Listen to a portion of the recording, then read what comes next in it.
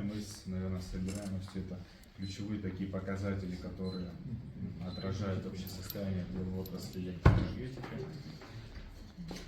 За 10 месяцев текущего года потребление Республики Абхазия составило 1 миллиард 900 миллионов киловатт-часов, что по отношению к 10 месяцам предыдущего года, соответственно, меньше на 65 миллионов киловатт-часов. То есть это показатели говорят о том, что в Республике Абхазия сокращается валовое потребление электроэнергии, что в конечном счете влияет на объем дефицита, который формируется по году. Динамика это наблюдается последние 3 года.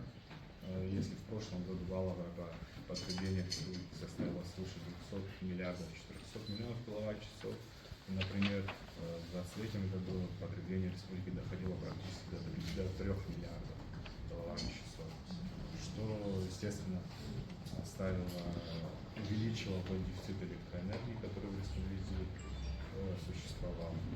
Но последние несколько лет мы видим явную динамику на снижение этого уровня потребления в республике Абхазия. Что касается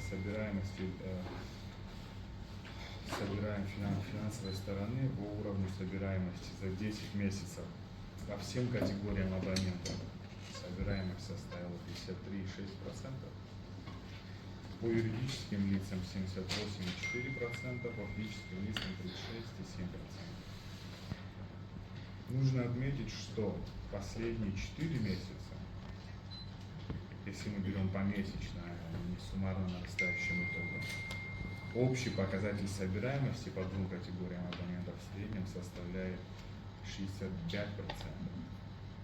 То есть в июне